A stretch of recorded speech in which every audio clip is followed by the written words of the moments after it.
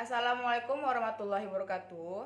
Pada kesempatan ini kami akan mempresentasikan materi kami yang berjudul Teori Konstruktivisme yang akan dibahas oleh saya sendiri Raudatul Jannah dengan teman saya Santri Ramawati.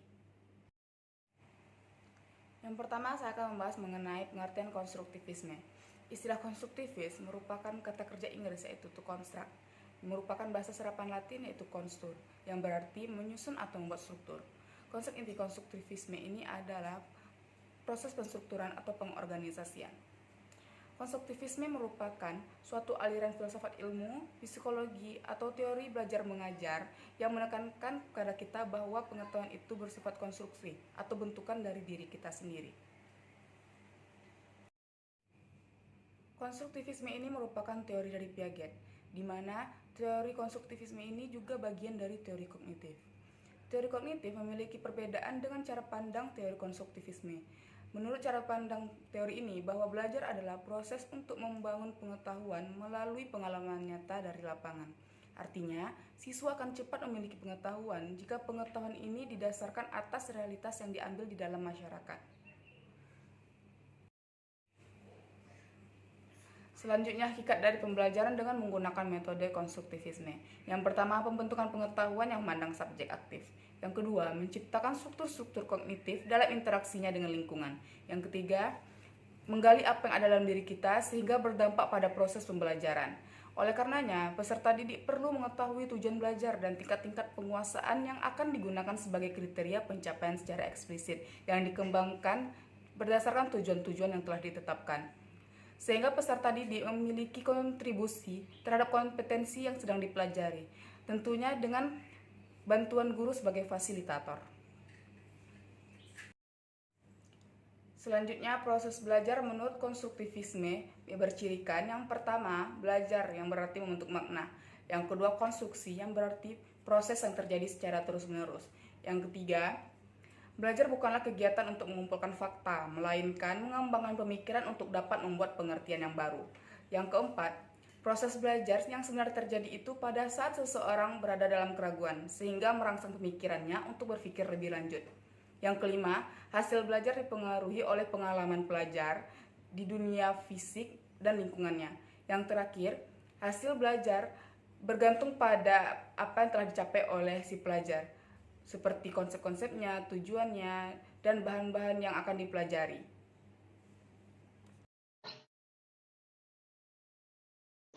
Assalamualaikum warahmatullahi wabarakatuh. Perkenalkan, nama saya Santri Ramawati dari kelompok 6, akan melanjutkan presentasi dari teman saya yaitu Raudatul Jannah.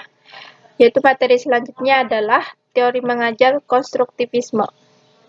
Teori mengajar ini ada beberapa pendapat. Yang pertama, menurut konstruktivis, bahwa teori mengajar itu adalah guru yang berperan membantu agar proses pengkonstruksian pengetahuan itu berjalan dengan lancar.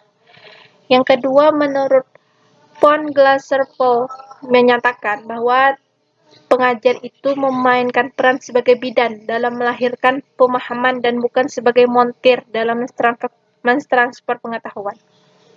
Yang selanjutnya, menurut Mayer, bahwa pengajar atau guru itu berperan sebagai pembimbing dan siswa sebagai pembangun pengertian. Menurut A. Buttercore, bahwa mengajar itu berpartisipasi sebagai dengan siswa agar membantu pengetahuan, membuat makna, mencari kejelasan, bersikap kritis, dan mengadakan justifikasi. Kemudian menurut prinsip konstruktivisme, bahwa seorang guru itu berperan sebagai mediator dan fasilitator yang membantu agar proses belajar siswa itu berjalan dengan baik.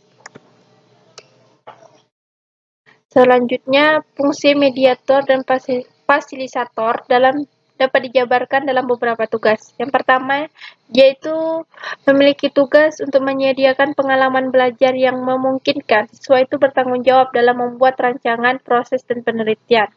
Yang kedua, menyediakan sarana yang merangsang siswa berpikir secara produktif, kemudian menyediakan kesempatan dan pengalaman yang paling mendukung dalam proses belajar siswa.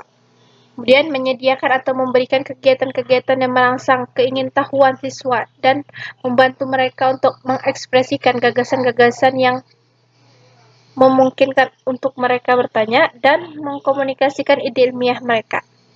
Kemudian fungsi mediator itu sebagai memonitor atau mengevaluasi dan menunjukkan apakah pemikiran siswa itu berjalan atau tidak.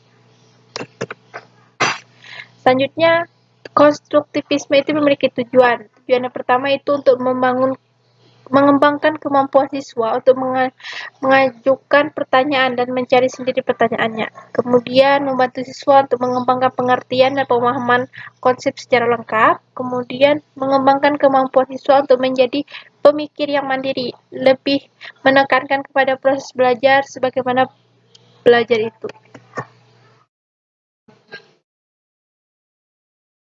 Kemudian kita masuk ke relevansi teori pembelajaran konstruktivisme dengan teori pembelajaran pendidikan Islam. Relevansi teori konstruktivisme dengan teori pembelajaran Islam itu adalah sejauh mana kesesuaian antara teori konstruktivisme dengan teori pendidikan Islam tentang proses belajar mengajar. Yang pertama kita masuk ke persamaan. Persamaannya menunjukkan adanya relevansi di antara keduanya. Yang pertama, dalam pandangan konstruktivisme, bahwa konsep belajar itu lebih difokuskan kepada pengembangan konsep dan pemahaman yang mendalam daripada sekedar membentuk perilaku atau keterampilan. Sedangkan dalam pandangan Islam, bahwa belajar atau ta'lim itu mencakup kegiatan yang sangat luas, sehingga tidak terkait dalam pengembangan pengetahuan saja, tetapi pengembangan keterampilan, pembentukan sikap, dan perilaku yang baik. Sedangkan untuk perbedaan relevansi dari kedua teori tersebut adalah bahwa ketidakadanya relevan di antara keduanya. Yang ini dibuktikan dengan adanya bahwa mengajar dalam pandangan pendidikan Islam itu tidak hanya memfasilitasi pengembangan aspek kognitif saja, tetapi juga memfasilitasi pengembangan semua potensi yang ada pada diri si pelajar, dengan mencakup potensi kognitif, afektif, dan psikomotorik.